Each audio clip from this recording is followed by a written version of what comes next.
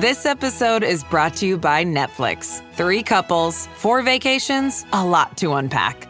Watch The 4 Seasons, a new series starring comedy favorites Tina Fey, Steve Carell, Will Forte, Coleman Domingo, and more in a hilarious and heartfelt love letter to long-term relationships. Based on the original Alan Alda film. Watch The 4 Seasons, May 1st, only on Netflix.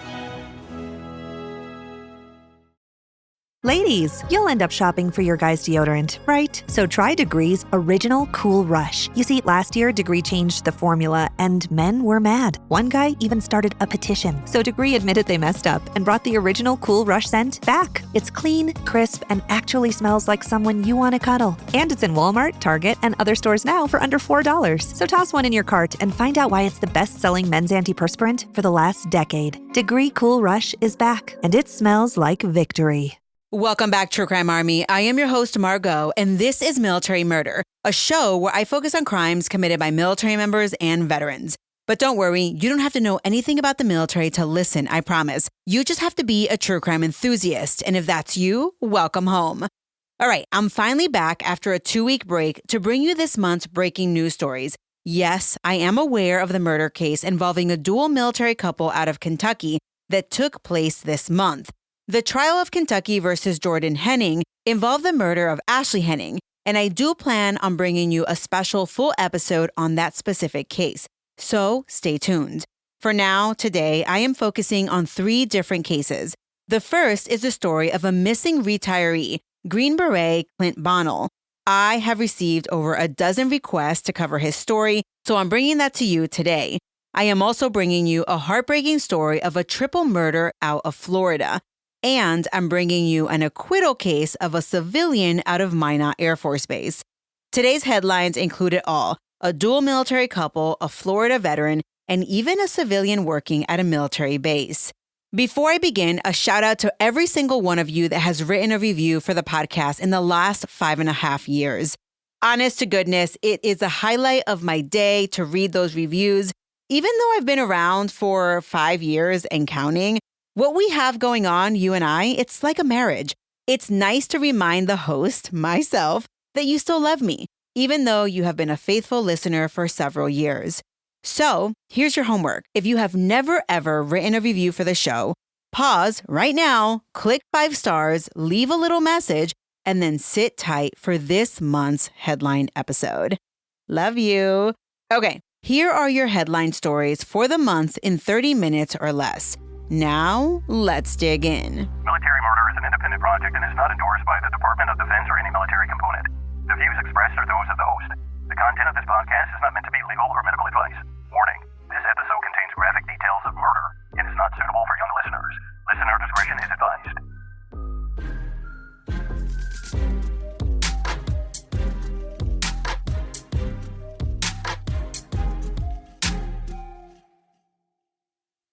This story is just in. The headline reads, "Wife of missing ex-Green Beret charged with murder after his DNA matches remains found in pond." So that was last week's headline. But before that headline, every single headline about this specific case was about the missing Green Beret, Clinton Bonnell. Sergeant First Class Clinton, who went by Clint Bonnell, retired in December of 2024 after a distinguished 20-year career in the U.S. Army. He retired out of Fort Bragg, North Carolina, and stayed in the local area, even though he was originally from a small town called Dripping Springs in Texas, which is near the Austin area. Well, Clint was a Special Forces medic who had completed the rigorous requirements and training to be a member of the elite Green Berets. And when I say elite, I mean that it's a distinction that only a minuscule percentage of soldiers ever achieve. Clint had worked for a telecommunications company early in his life. But listen, after 9/11, he joined the Army. During his 20 years as a Green Beret, he was also a spokesperson for Gold Star families. For those of you who don't know, Gold Star families are the surviving immediate family members of a fallen military service member. Someone who volunteers as a spokesperson is there to be an advocate for the needs of those Gold Star family members. They also provide education about what the designation means, and they provide support and resources to those who have lost a loved one during their military service. After his retirement just a couple of months ago, Clint chose to pursue a career in medicine, and he enrolled in a physician's assistant program at the Methodist College in Fayetteville, and that program began in January of 2025. On January 27, 2025, however, Clint went to the gym and then attended class. He texted a friend saying that he was headed home. But that was the last communication that Clint Bonnell ever made. Clint was last seen at 5:45 p.m. in the Grays Creek area of Cumberland County. When he didn't show up to class the following day, his classmates raised the alarm, like, where's Clint? They knew that Clint wouldn't just miss class. They had labs to do that day, and they were studying for an upcoming exam. His classmates knew their cohort leader wouldn't have blown off class like that. The following day, the school contacted the Cumberland County Sheriff's Office asking that they conduct a wellness check at Clint's house. When deputies arrived at Clint's house located at 3265 Butler Nursery Road, Clint's car was parked at the house, but there was no sign of Clint. His school backpack and other important items were also at the house. On that very same day, Clint's sister, Stephanie, she received a Facebook message from Clint's wife, Shana Cloud. Shana was asking Stephanie if she had spoken to Clint recently. Shana told Stephanie that he hadn't been to class in 2 days in a row and that the sheriff's office was now at their house and they had been there like 4 times looking for Clint. His phone also had 0 activity since January 28th. According to Clint's sister, Stephanie, Clint was happy and excited about his plans for after his retirement. She told NBC News that, quote, he was a Green Beret medic, so he wanted to pursue medicine. He worked really hard to get into his PA school program at the Methodist College in Fayetteville, end quote. She went on to tell the news that not only was he accepted into the competitive program, but he also became his cohort's president. Stephanie added, quote, he was completely enamored with medicine and excited about his career path, end quote. When Stephanie learned that the school had contacted the sheriff's office to conduct that welfare check, she said it was so out of character for him to just not show up to class. She went on to kind of compare class to his military career, and she was like, in 20 years, he never just disappeared. 3 days after the last time that Clint was seen, the Cumberland County Sheriff's Office released a missing persons alert. They described Clint as a 50-year-old white male standing at 6 feet tall and weighing in at approximately 195 pounds. He had brown hair, brown eyes, and he was last seen wearing a plaid button-up shirt, a black hoodie, and brown pants. The sheriff's office listed his last known location as being in the Grays Creek area on the evening of January 27th, 2025. In that release, they also said that Clint was known to frequent the Ramsey Street area. They also listed his status as a student at Methodist University. After Clint was officially listed as missing, Stephanie, his sister, gave another interview to NBC News' Dateline, telling them, quote, my brother is a Green Beret and perfectly capable of taking care of himself. There's something very suspicious surrounding his disappearance. I think there's somebody out there that potentially knows something, end quote. On February 1st, authorities also traveled from North Carolina to Virginia, and they served a search warrant on Shana's car. They also served a search warrant for her rental property and her cell phone. Now, I'm assuming that that's where she went when Clint's house was being searched. The bulletin about Clint being missing was updated on February 7th, adding the information about the gym where he used to work out at. Again, on February 26th, the post was updated to inform the public that a search warrant was being executed in the area of Butler Nursery Road and Gainey Road in Fayetteville, but it was not necessarily Clint's property. In an article published by NBC, Stephanie stated that she understood that the sheriff's office was conducting these searches on Clint's 14-acre property. Stephanie lived in Texas and was in Texas when she was giving these interviews, but she was doing everything that she could to aid the police in the search for her brother. In the article, she stated, quote, he would not walk away from his life and his school and his daughter, end quote. So just to be clear, there were 2 initial searches conducted at Clint's property.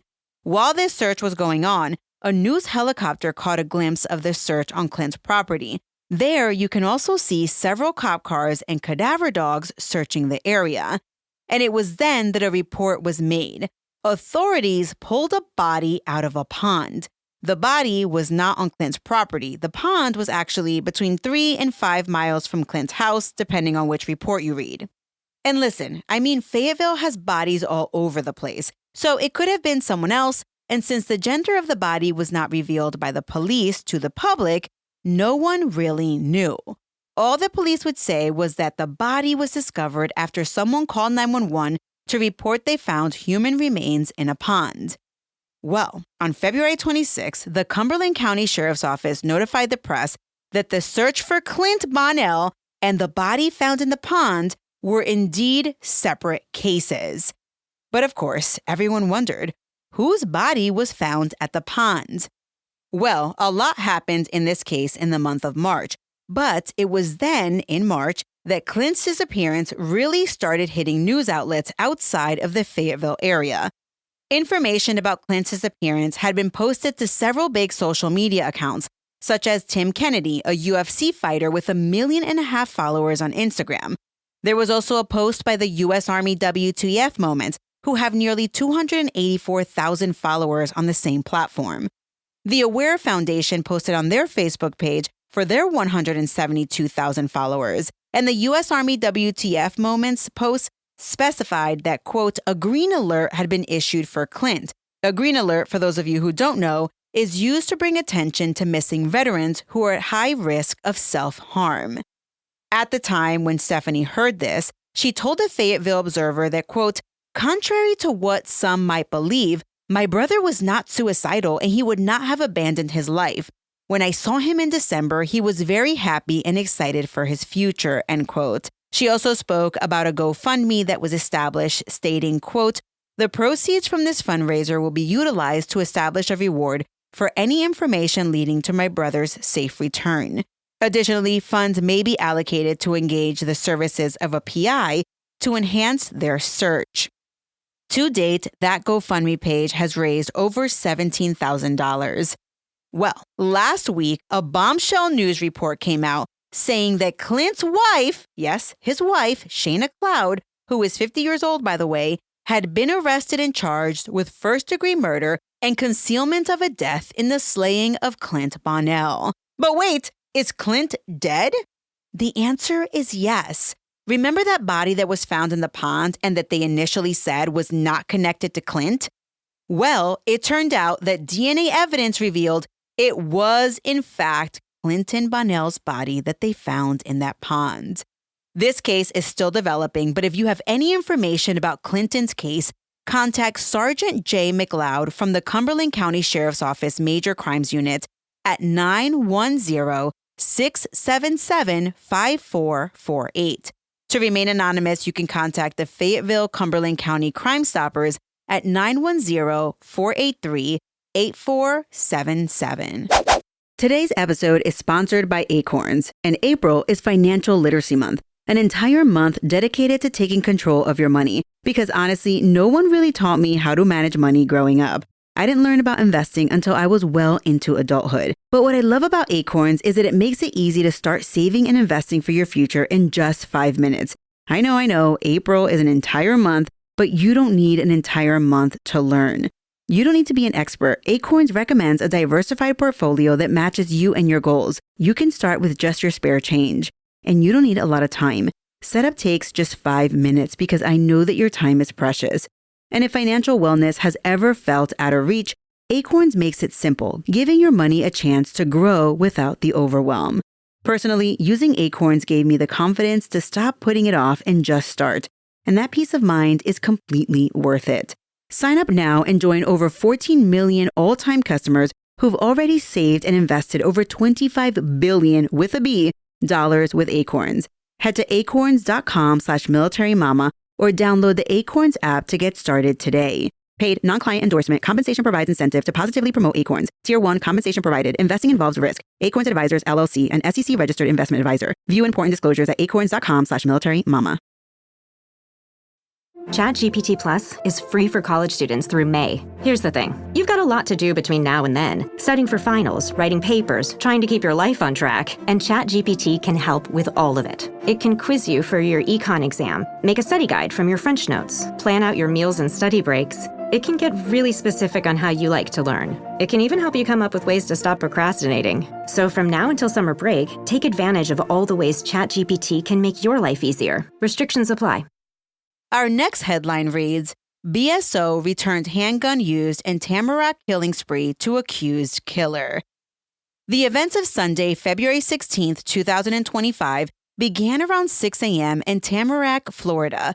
Nathan Gingles, dressed entirely in black and armed with a 9mm handgun, arrived at the home of Mary Gingles. Mary Gingles shared this home with her father and her 4-year-old daughter. Nathan first ambushed David Ponzer, who was Mary's father, and he had been sitting on the back patio of their home at 5897 North Plum Bay Parkway, and he was drinking his morning coffee. Ponzer was shot and killed, and when he was discovered by the police, he was still clutching his coffee cup. After killing Ponzer, Nathan turned his attention to finding his estranged wife, Mary. A neighbor, Adolfo Lang, told police he was awakened by loud banging on his front door around 6 a.m. When he checked his security camera, he saw Mary running to his door and knocking frantically. Quote, "Just seconds later, I saw a man walking up my driveway with a firearm alongside a small, shoeless child," end quote. That man was Nathan Gingles, and the shoeless child was his 4-year-old daughter, who I will be calling Sarah. This little girl was being forced to witness her father's violent rampage. Security footage showed Mary beginning to run as Nathan raised his firearm. Mary sought refuge in the home of neighbor Andrew Farron across the street from her very own house. Farron was asleep at the time, but Mary gained entry into his home through an unlocked front door. As she ran through the house, Nathan followed behind her and shot both Mary and 36-year-old Farron, who was suddenly awakened by his neighbor. Throughout this horrific sequence of events, Sarah, little Sarah, was present. She was barefoot and following her father throughout the neighborhood. After the killings, Nathan took Sarah and fled the scene, triggering a statewide Amber Alert.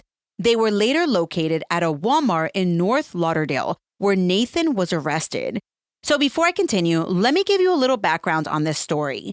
Mary Gingles married Nathan Gingles on December 26, 2018. Mary Gingles and Nathan Gingles met while serving in the U.S. Army Single Corps. Mary served from June of 2016 to June of 2020, and she reached the rank of captain. Nathan Gingles was also in the military, and he also separated from the military at some point. The couple had a daughter, Sarah, who was 4 years old at the time of the murders. But listen, beneath the surface of what might have appeared to be a normal family, made up of a dual military couple who then separated from the military, well, there lay a disturbing reality of abuse and terror. In February of 2024, Mary separated from Nathan and filed for divorce. The two of them were no longer in the military, and Nathan was serving as a defense contractor. When Mary filed for divorce in February of 2024, she cited in the court documents that her husband had, quote, isolated, controlled, and terrorized her and their child. The divorce petition stated that both Mary and their daughter had suffered physical abuse at Nathan's hands. In one particular horrific incident, Sarah had witnessed her father drag Mary up the stairs in a chokehold. Mary indicated in the filings that, quote, he once sang songs about killing me while in a drug-induced state after he stayed up all night snorting Adderall. He owns about 20 firearms and frequently threatened to kill me, end quote. Court records reveal that on several occasions, little Sarah had told her mother that Nathan wanted her dead. In December of 2024, Mary filed a petition for protection documenting pages of, quote, concerning things that Nathan had done, end quote, including putting a tracking device on her car. Perhaps most chilling was Mary's prediction in that petition that Nathan would try to kill her before the end of February 2025, a prediction that would prove tragically accurate, which this makes me wonder what exactly was happening at the end of February 2025. In the weeks leading up to her murder, Mary Gingles did everything domestic violence experts recommend victims to do to protect themselves. She obtained a restraining order against Nathan. Her father, David Ponzer, started staying with her for protection as well, and she had arranged safe locations for child custody exchanges. And critically, she reached out to law enforcement repeatedly, making 14 calls to the Broward County Sheriff's Office in the period leading up to her murder. In one 911 call, she is heard saying, quote, "My intent is to get a restraining order because I just don't know what else to do because I'm at a loss. And obviously the current court order is not doing anything at all," end quote. Just weeks before the murders, Mary called 911 to report a disturbing discovery. She had found a backpack in her garage that she believed Nathan had planted there, and the contents were alarming. It appeared to be a murder bag. Quote, "The backpack contained plastic restraints, duct tape, zip ties, contractor bags, and other items he would need to murder me," end quote. Despite these reported pleas for help and clear evidence of threats against her life, no arrest was made. Linda Parker, a psychologist and president of Women in Distress, a nonprofit organization that runs a shelter for domestic violence victims in Broward County, she later commented on the case, stating, quote, "She did everything that we would encourage, and she still ended up deceased at the hands of the batterer. She got help from someone. She filed a restraining order. She tried to co-parent effectively. She safely had drop-off spots that she went to," end quote. Now, I do want to talk a little bit about the victims. Mary Gingles was more than just a victim of domestic violence. She was a 34-year-old mom who fought bravely to protect herself and her daughter. Friends described Mary as someone who did everything right in trying to escape her abusive situation. Mary's determination to protect herself and her daughter is evident in the multiple calls that she made to law enforcement and the detailed documentation that she provided in her petitions. When authorities searched the Gingles' home after the murders, they found a domestic violence injunction order sitting right there on the kitchen table. And that order stated that Nathan was not permitted any contact with Mary or their daughter. A friend identified only as Lupita told local media, quote, "It shouldn't get to this point. The system needs to be fixed. That's where my frustration is coming in because loved ones, look at all the lives that have been affected because of one person's actions," end quote. Mary's divorce attorney, who had represented her in 2 separate domestic violence cases, called the shooting a senseless tragedy, end quote. David Ponzer was Mary's 64-year-old father who had moved in with her to provide protection against Nathan's threats. On that morning of the murders on February 16th, he became the first victim of Nathan's violent rampage. According to reports, Ponzer was staying with Mary specifically because of the ongoing threats from Nathan, showing his commitment to protecting his daughter. His presence in that home was a direct response to the danger that Mary faced, making his murder not just a tragedy, but a calculated step in Nathan's plan to reach Mary. Andrew Farron, 36 years old, was a neighbor who became the third victim, simply by the nature of him living near Mary. After fleeing her home following her father's murder, Mary ran from house to house seeking refuge. She eventually found temporary refuge in Farron's home through his unlocked front door. That was when Nathan followed Mary into Farron's home and killed them both. Andrew's family says that they miss Andrew terribly and that he was a light to many. Following the murders and the kidnapping, Nathan Gingles was charged with 3 counts of first-degree murder, violation of a protective order, interference with custody, child abuse, kidnapping, burglary, and child neglect. On March 7, 2025, Nathan appeared for his arraignment hearing after being indicted by a grand jury. Wearing a maximum custody inmate jail uniform, he entered a not guilty plea to all 7 counts against him. His next court appearance is scheduled for May 15, 2025. As for Sarah, the 4-year-old girl who witnessed the horrific murder of her mother and grandfather, a judge ordered that Nathan have no contact, direct or indirect, with his daughter.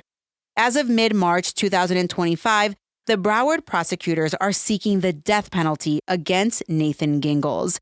And just so you are aware, after his arrest, a BSO dive team recovered not only the handgun believed to have been used in the murders, but they also found a silencer. Those weapons had the same serial numbers as those that were seized by deputies early in February during the original restraining order. But listen, those were later returned to Nathan. Can you imagine they returned a silencer to an abuser? Are you kidding me? But wait, in an unusual move, Broward County Sheriff Gregory Toney publicly acknowledged his department's ultimate failures in the days following the murders. In a press conference, he said, quote, "This death is on my watch. There was enough there where we could have potentially pursued for probable cause affidavits so that we could arrest him and take him off the street, and that didn't happen," end quote.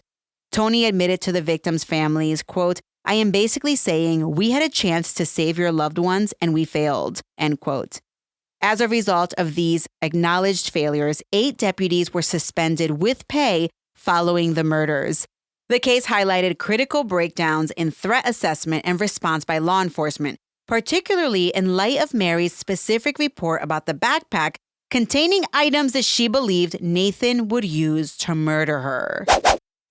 This podcast is supported by Progressive, a leader in RV insurance. RVs are for sharing adventures with family, friends, and even your pets. So if you bring your cats and dogs along for the ride, you'll want Progressive RV insurance. They protect your cats and dogs like family by offering up to $1,000 in optional coverage for vet bills in case of an RV accident, making it a great companion for the responsible pet owner who loves to travel. See Progressive's other benefits and more when you quote RV insurance at Progressive.com today. Progressive Casualty Insurance Company and Affiliates. Pet injuries and additional coverage and subject to policy terms.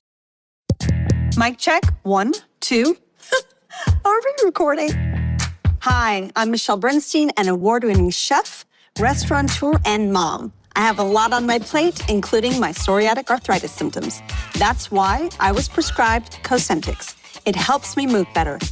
Cosentyx secukinumab is prescribed for people 2 years of age and older with active psoriatic arthritis. Don't use if you're allergic to Cosentyx. Before starting, get checked for tuberculosis. An increased risk of infections and lowered ability to fight them may occur, like tuberculosis or other serious bacterial, fungal, or viral infections. Some were fatal. Tell your doctor if you have an infection or symptoms like fevers, sweats, chills, muscle aches, or cough, had a vaccine or plan to, or if inflammatory bowel disease symptoms develop or worsen. Serious allergic reactions and severe eczema-like skin reactions may occur. Learn more at 1-844-COSENTYX or Cosentyx.com. Ask your rheumatologist about Cosentyx. This last case, which I'm going to bring you today, is one that I covered in a TikTok video back in 2022 when the news broke that there had been an arrest in a 2007 cold case out of Minot, North Dakota. And the person arrested worked as a civilian employee at Minot Air Force Base. Well, listen, that case ultimately went to trial and resulted in an acquittal last week. The People magazine headline read, quote, "Woman accused of killing college roommate in rage over alarm clock that wouldn't stop going off," end quote. Anita Knutson was an 18-year-old college student at Minot State University in 2007. On June 3, 2007, she was discovered stabbed to death on her bed in her off-campus apartment. Nichole Rice was Anita's roommate at the time. Anita's case went cold, but then in 2022, the Oxygen TV show Cold Justice took on Anita's case and investigated it. That ultimately led to the arrest of Nichole Rice because 2 witnesses came forward and stated that Nichole told them that she had killed her roommate, Anita. One of Nichole's friends ultimately testified during the 5-day trial in March of 2025. That friend said under oath that she couldn't remember word for word what Nichole told her, but that she said they had gotten into an argument over Anita's alarm clock and she stabbed her to death. A man also testified that he had been in a relationship with Nichole a year after Anita's murder, and during a party in 2008, he testified that Nichole, who had been drinking that night, he said they were drinking, playing video games, and that a group of people were talking about Anita's murder in the kitchen. And that's when Nichole told him that she had killed Anita. The man testified that he called the police the very next day to report what he was told, but at this 2025 trial, there was no evidence introduced that he actually called the police back in 2008. This case appeared to have a lot of issues with the initial investigation and what was or was not documented in the original police report. In addition to there being no physical evidence introduced at trial, there were hints of an alternative perpetrator in the case. Back when Anita was murdered, a maintenance worker at that apartment where Anita lived was considered a person of interest. Well, a year and a half after Anita's murder, that maintenance worker committed suicide. His sister testified at Nichole's trial that he was having issues in a relationship and feared losing his job. But of course, the jury could have taken his actions of committing suicide as a guilty conscience, which is probably why the defense brought that up. Well, on March 26, 2025, after the jury deliberated, they returned a not guilty verdict. And in what I can only describe as a wholly unprofessional show in the courtroom, the entire courtroom jumped for joy at the reading of the verdict. And I'm not just talking a little bit. The defense attorneys, no kidding, jumped out of their seats, high-fived, and even turned to hug people in the audience, all while the verdict was still being read, which is really not a good look. And you know what? Because I don't want any of you to think that I'm being a prude or that I'm being some sort of way, here is the audio for you to judge on your own. The defendant, Nichole Rice, not guilty of the information dated at Grand Forks, North Dakota, this 26th day of March, 2025. Is this the jury's verdict? Can you calm down a little bit, please? Is this the jury's verdict? Okay, the juror nodded. Jury Okay, leader. While that courtroom outburst was despicable, we all need to remember that there has been no justice for Anita Knutson, and her case remains cold. Thank you so much, True Crime Army, for joining me for this Headlines episode. You better believe that I will be following both the Clint and Bonnell murder investigation and the Gingles case as it prepares for a death penalty trial. Thank you to those who continue to send in case recommendations and continue to send them. Join me in 2 weeks where I will bring you the case of Jordan and Ashley Henning. Military Murder is a Mama Margot production. This segment was made possible by all of my listeners. The theme music was created by Ty-Ops. Until next time, remember, you never really know what someone is capable of, so remain vigilant always. You have a fabulous week, and I'll keep digging to bring you another military murder story next time.